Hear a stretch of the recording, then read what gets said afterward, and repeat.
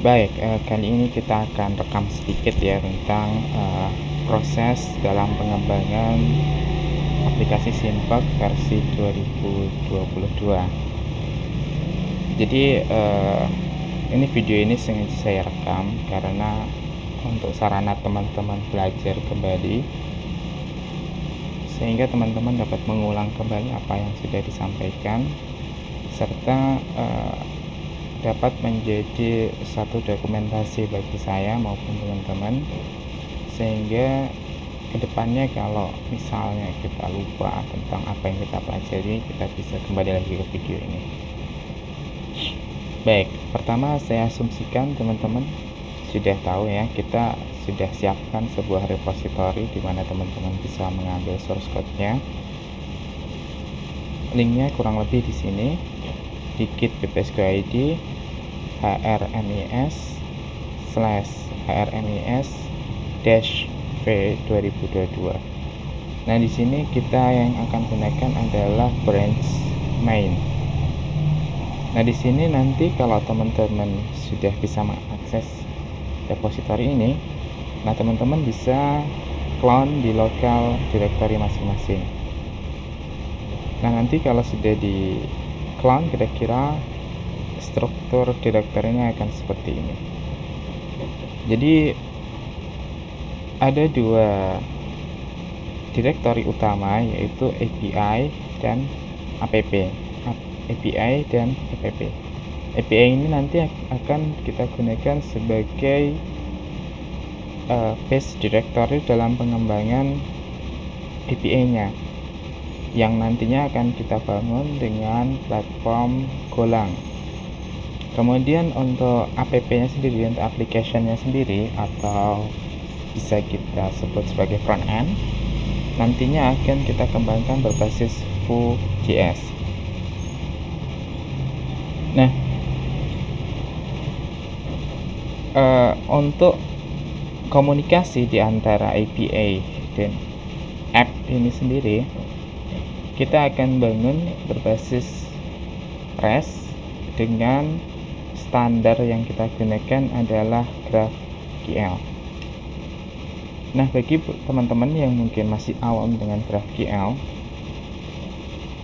maka kita akan jelaskan sedikit di sini. Teman-teman bisa buka Google, kemudian bisa dibaca-baca sekilas, kira-kira seperti itu.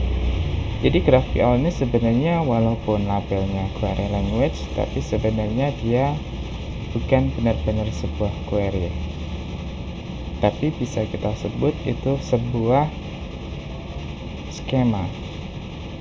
Jadi nanti dengan GraphQL ini skemanya sih mostly ya JSON like ya, mungkin mirip JSON tapi tidak benar-benar JSON. Nanti kita akan sedikit jelaskan di sini. GraphQL itu adalah sebuah skema. Jadi kenapa kita di sini mengadopsi GraphQL sebagai skema dasar yang akan kita gunakan sebagai di dalam pengembangan Simpak versi 2022 ini? Alasannya yaitu dengan adanya skema, maka nanti di antara developer setiap modul dalam API maupun dalam aplikasi itu mempunyai kontrak yang jelas dalam data interchangeability-nya. Jadi apa yang nanti teman-teman, misalnya developer front end minta kepada developer back end, maka kadang kalau misalnya teman-teman minta gini ya, tolong bikinin API dong untuk info pegawai, kemudian pasti pengembang API akan bertanya parameternya apa, payloadnya apa. Oh, payloadnya NIP. Kemudian lemparannya apa, responnya apa. Responnya saya butuh NIP, nama, golongan, TMP, dan sebagainya. Nah, ketika dengan kata-kata seperti itu akan rawan terjadi interpretasi yang berbeda. Misalnya begini, ketika si backend tadi bertanya misalnya ya, ini penulisannya first name seperti apa, misalnya dari frontend akan menjawab, oh first name-nya pakai ini camel case, huruf depannya besar enggak, huruf depannya kecil, dan seperti itu seterusnya. Maka karena ada perbedaan interpretasi itulah maka rawan terjadi kesalahan dalam mengadopsi tipe datanya atau nama variabelnya atau nama kelasnya dan sebagainya. Oleh itulah kita perlu tuangkan kesepakatan tadi itu antara kedua belah pihak dalam sebuah skema.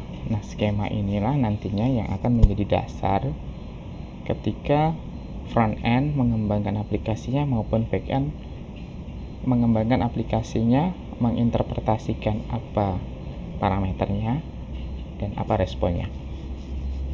Nah, dengan cara itulah maka akan mengurangi potensi kesalahpahaman.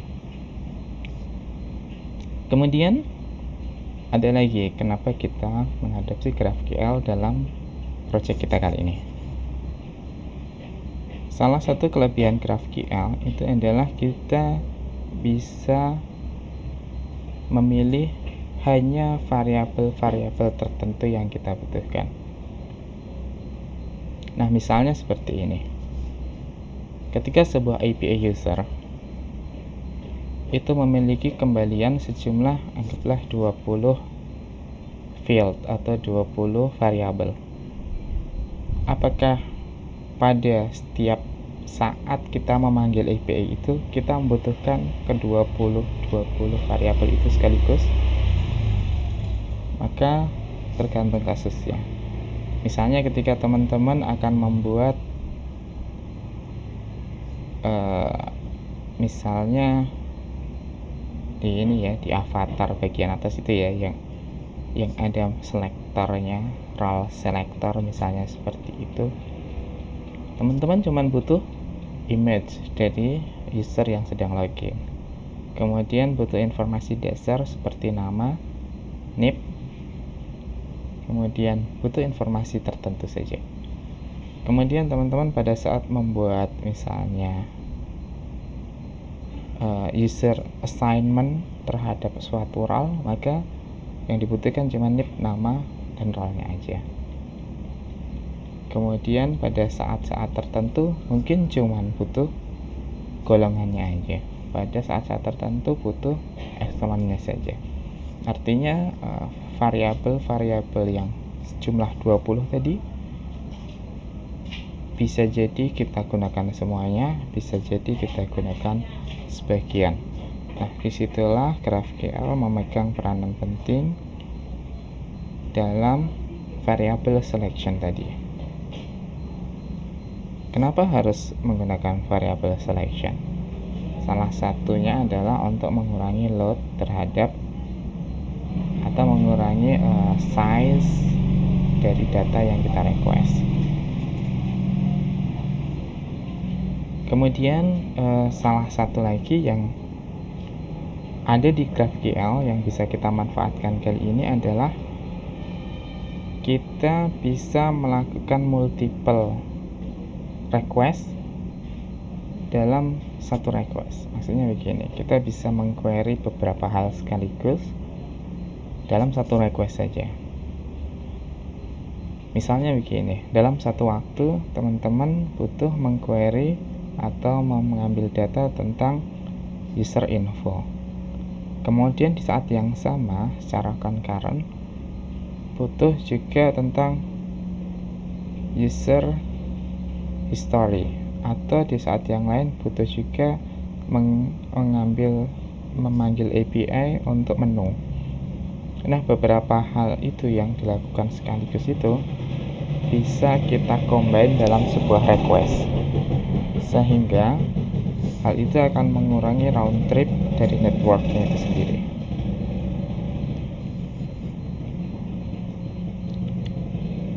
Kemudian ketika teman-teman masih bingung tentang GraphQL, GraphQL juga menyediakan nantinya akan kita contohkan interface yang mana kita bisa mengkompos query yang akan kita gunakan dalam aplikasi yang sebenarnya.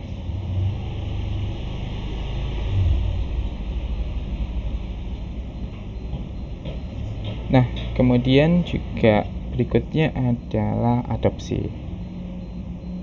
GraphQL ini sudah diadopsi, implementasinya bisa digunakan dalam berbagai bahasa, termasuk bahasa yang kita pilih kali ini, yaitu Golang untuk server side dan Node.js atau lebih tepatnya Vue untuk front end-nya. Nah, seperti itu. Itu sekilas tentang GraphQL. Nanti kita akan lebih detail ketika kita melakukan coding, kita menuangkannya ke dalam kode.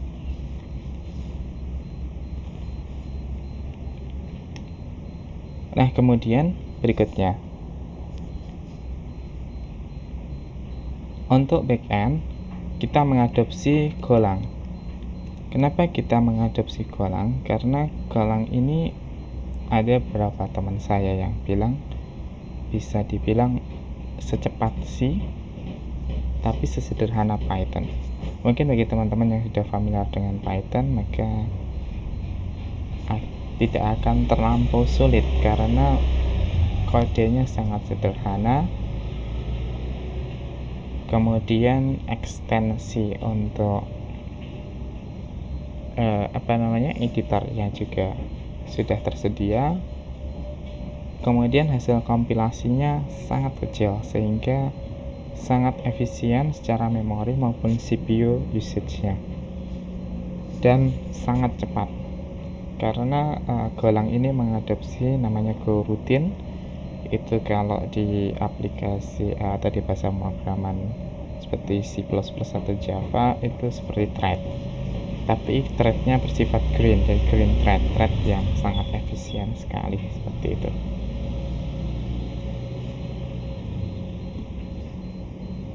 Oke. Kemudian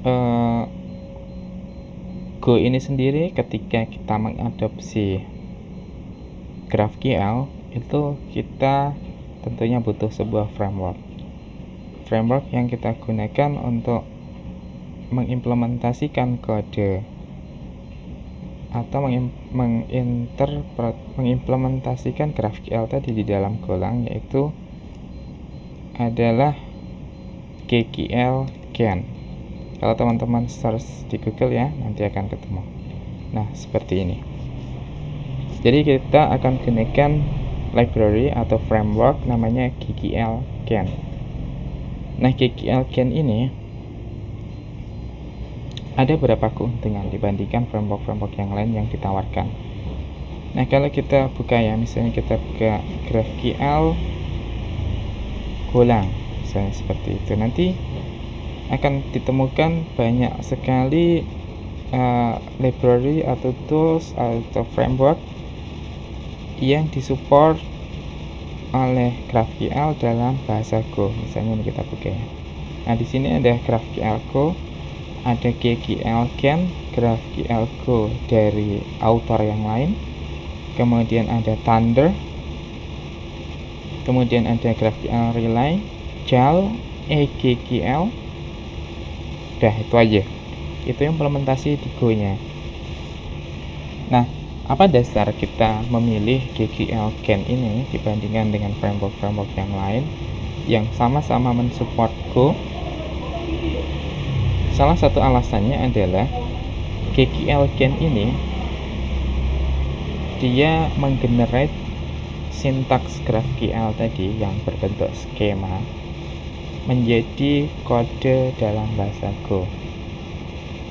Nah, dengan itu maka dia akan bisa di dalam kita melakukan coding, alias kita akan sedikit sekali menjumpai kesalahan, misalnya dalam penulisan variabel. Kenapa begitu? Karena ketika kode GraphQL tadi sudah digenerate dalam bahasa Go, maka kode itu menjadi statically typed, alias kita bisa ketikkan seperti mana dia didefinisikan. Dan oleh IDE dia akan auto complete, jadi bisa kita ketikkan kemudian kita pilih auto complete-nya, jadi akan mengurangi potensi kesalahan dalam mengetikkan nama variabel. Seperti itu kelebihan yang pertama. Kemudian kelebihan yang kedua, dia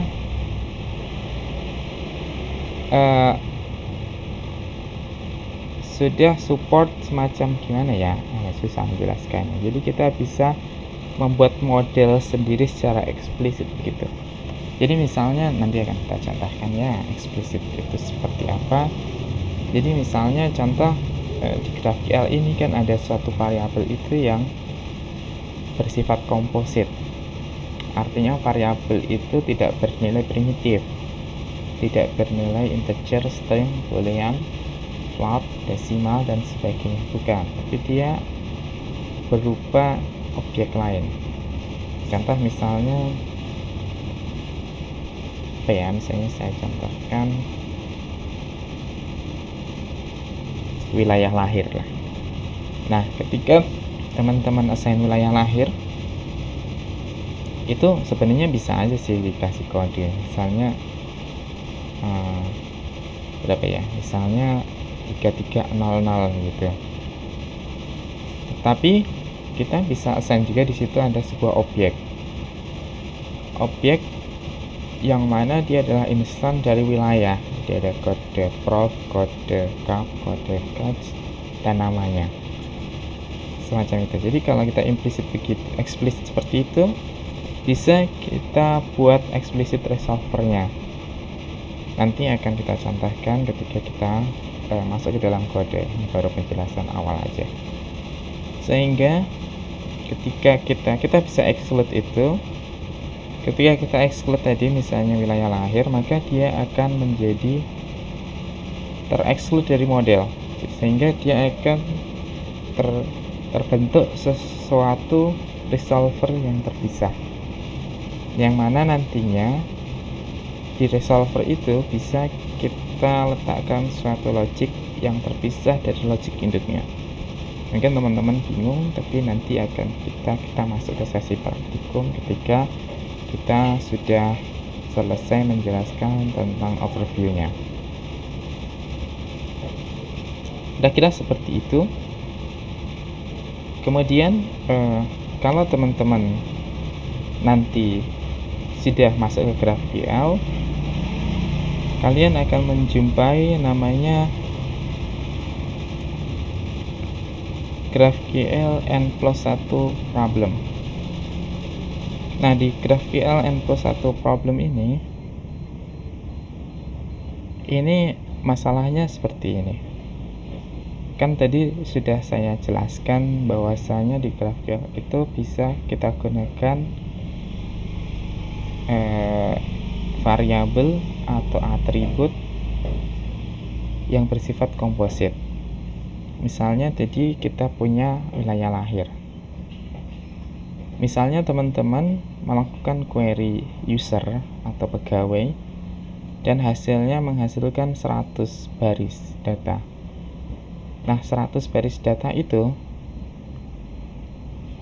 harus kita resolve secara terpisah untuk wilayah lahirnya, sehingga akan ada additional query untuk wilayah lahir sejumlah 100 kali. Kemudian kalau misalnya di wilayah lahir itu nanti teman-teman jumpai ada variabel komposit lagi, maka variabel komposit itu akan di resolve lagi secara terpisah, maka akan ada 100 lagi additional query, dan seperti itu terus, sehingga dia query-nya akan membengkak. Kalau teman-teman resolve itu secara mandiri gitu ya, satu resolve lakuin query, masing-masing resolve query, maka akan ada sebanyak, misalnya tadi contohnya ada 200 query sendiri hanya untuk satu request. Nah, itu tidak efisien karena round trip query-nya akan banyak, load-nya akan besar. Bayangkan kalau yang melakukan request itu sebanyak 100 user aja deh, maka akan ada 100 kali 100 query dalam waktu yang sama, besar, nggak efisien. Maka di GraphQL itu ada sebuah library, bisa kita bilang seperti ya, namanya data loader. GraphQL data loader. Nah, prinsip dari data loader ini itu adalah batching query. Jadi ketika kita melakukan seperti itu tadi, maka akan dilakukan batching. Yang tadi untuk masing-masing user mengquery wilayah lahir sebanyak 100 kali, itu kita batch hanya menjadi satu request saja, tapi dengan 100 parameter dengan menggunakan query in. Jadi kira-kira semacam ini, nah, select bintang from wilayah where kdwheel 1 or kdwheel 2 or kdwheel 3 or kdwheel 4 sampai dengan or kdwheel 100. Nah, itu kita lakukan query batching di situ. Library yang kita gunakan adalah data loader. Implementasi aslinya itu adalah ini, GraphQL data loader, tapi implementasi asli ini berbasis JavaScript, Node.js. Nah, untuk implementasi dalam bahasa Golang sendiri itu ada banyak, tapi yang akan kita gunakan itu adalah data loadernya pakai N, jadi singkatannya itu adalah data loader generator, misalnya gitulah gampangnya. Nah, lagi kenapa kita gunakan ini? Alasannya juga sama dengan kenapa kita menggunakan GGLGen sebagai main framework. Jadi pada data loader itu ada kode generationnya. Jadi kita akan dibuatkan skeleton kodenya, dimana kita bisa simply melakukan implementasi di dalamnya. Kira-kira seperti itu. Kemudian di sini juga akan kita gunakan ada wait dan max batch ya. Jadi wait ini ibaratnya seperti inilah. Ketika saya tunggu 2 milisecond, ada berapa parameter terkumpul. Misalnya tadi ada 100 user tadi ya. Misalnya ketika 100 itu kita lempar ke data loader, dalam durasi 2 mili itu terkumpul berapa? Misalnya terkumpul 50. Maka nanti akan ada 2 request yang terpisah, 2 batch lah ibaratnya seperti itu. Tetapi kalau semua yang dilempar tadi terkumpul di dalam 2 milisecond, maka semuanya akan di batch dalam satu request saja gitu. Nah, kemudian ada max batch juga. Nah, max batch ini sangat berguna nih, karena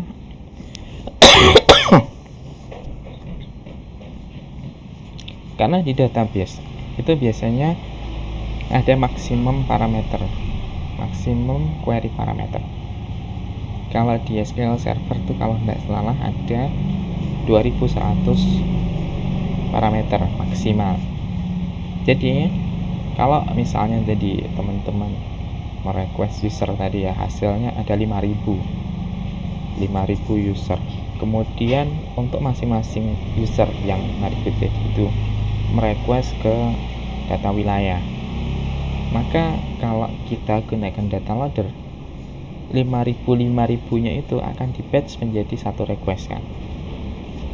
Nah, itu kalau kita menggunakan SQL Server itu akan terjadi error karena maksimum parameter SQL Server itu cuma 2100.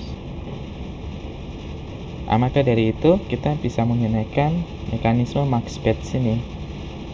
Ketika kita set max batch itu lebih rendah daripada maksimum query parameter yang diizinkan di SQL Server, maka dia akan otomatis membentuk sekian batch yang terpisah gitu. Jadi masing-masing sejumlah max batch itu, misalnya max batch-nya 1000 gitu ya.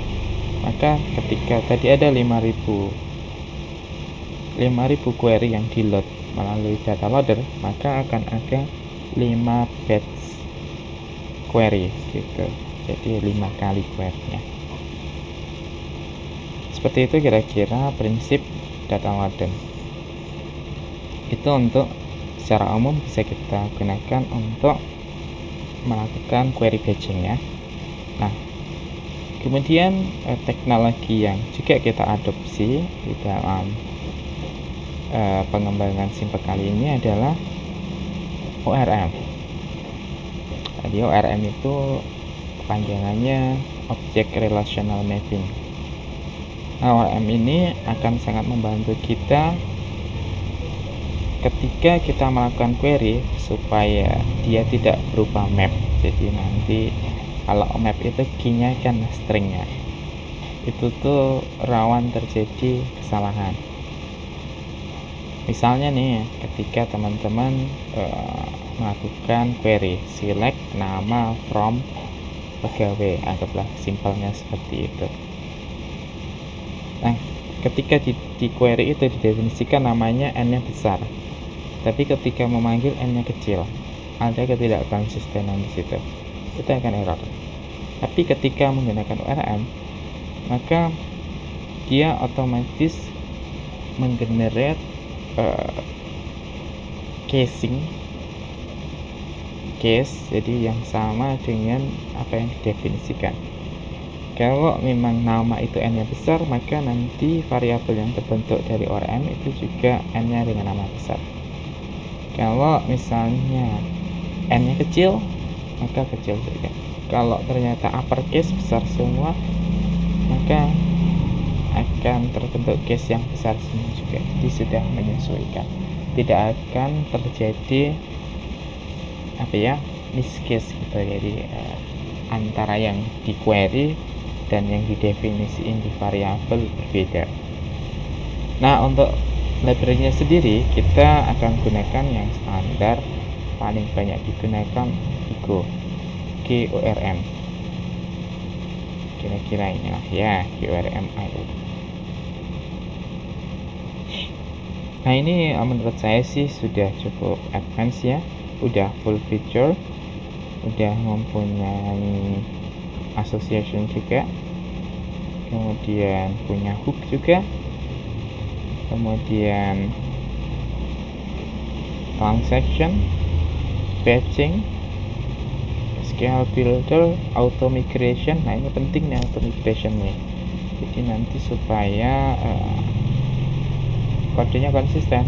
Jadi misalnya nanti ada satu developer menambahkan kolom, maka di developer lain itu juga ketika migration itu dijalankan, kolomnya auto nambah.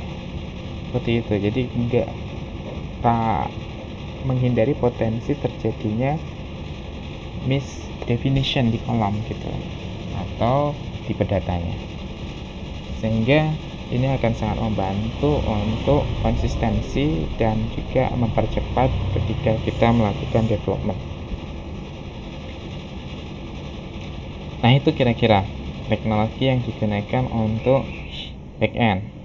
Jadi tadi saya ulangi sekali lagi, untuk skemanya atau untuk kontraknya kita bisa bilang seperti itu, kita gunakan GraphQL. Kemudian dari kontrak itu kita generate ke dalam kode Golang dengan menggunakan GGLGen. Kemudian untuk mengatasi masalah n plus 1 problem di GraphQL, kita gunakan data loaden.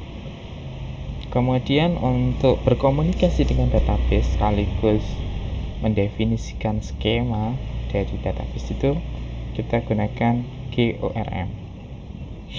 Nah, itu kira-kira teknologi yang digunakan di backend. Kemudian kita masuk ke front end.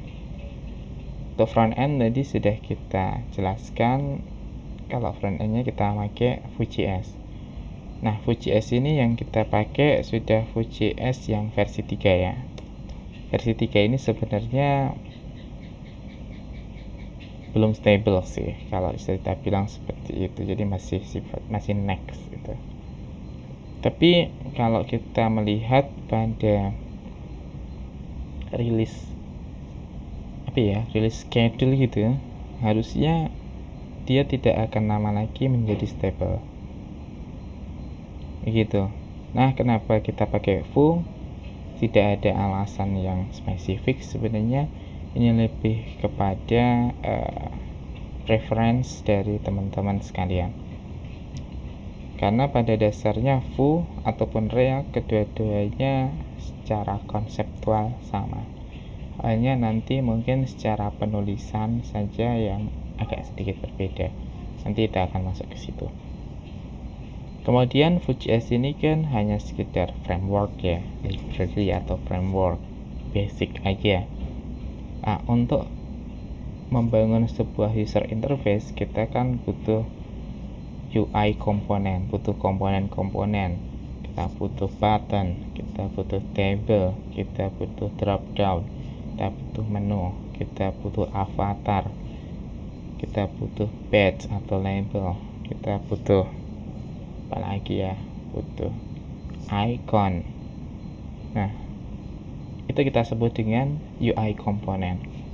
UI komponen yang kita gunakan adalah Vuetify. Nah, Vuetify ini sendiri untuk yang versi 3 atau yang kompatibel dengan Vue 3 ini juga masih under development, masih kalau nggak salah masih RC. Beberapa komponen bahkan belum dikembangkan, belum selesai gitu. Jadi kita juga masih menggunakan yang versi yang belum rilis. Tapi sama dengan Vue 3 tadi, harusnya kalau kita melihat jadwal dari rilis schedule-nya, rilis plan-nya, itu sebelum simpaknya rilis, dia sudah rilis. Jadi dia sudah stable ketika kita di tengah-tengah development. Nah, seperti itu. Kemudian untuk komunikasinya sendiri, untuk GraphQL client-nya, kita gunakan punya Apollo GraphQL Vue. Nah, ini dia dari Vue Apollo 3. Nah, di sini udah ada dokumentasinya, nanti bisa kita ikutin.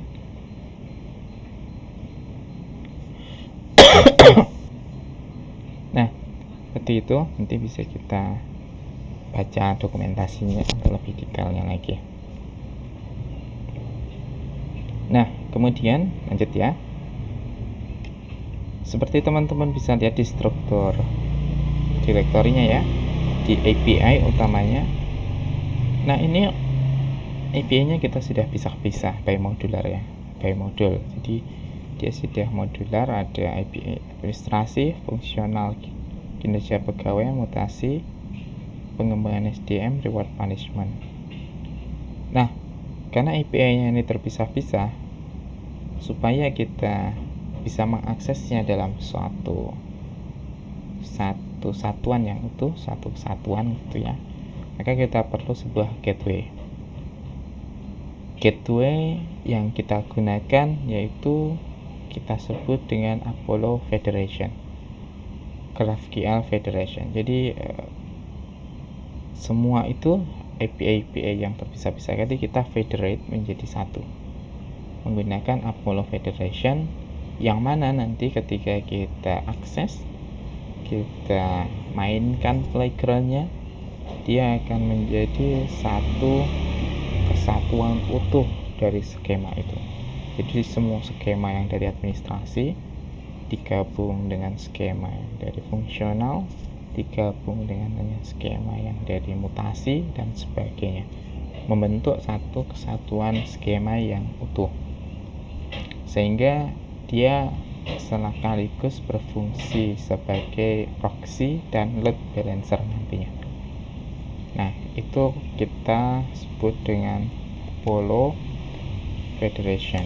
Versi yang kita pakai Federation 2.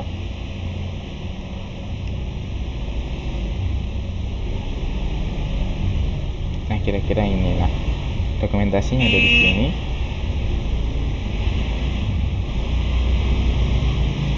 Gitu ya. Oke, jadi itu Apollo Federation sebagai gateway dari API-nya tadi.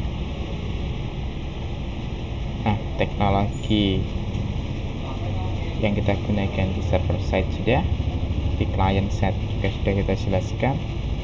Nah, sekaligus kita sekarang masuk ke bagaimana kita mengcombine semua itu menjadi satu kesatuan dalam satu rangkaian CI/CD.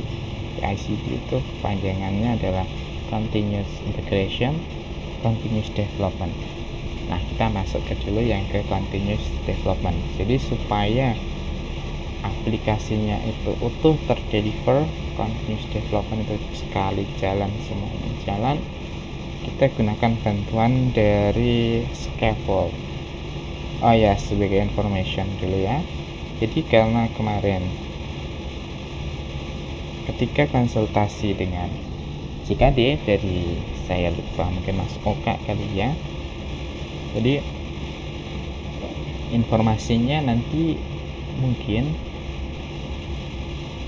ini Simpek yang baru ini akan dideploy di Kubernetes, platform Kubernetes, entah itu mungkin OKD atau Kubernetes yang lain. Maka dari itu kita juga siapkan continuous integration dan continuous developernya itu berbasis Kubernetes juga.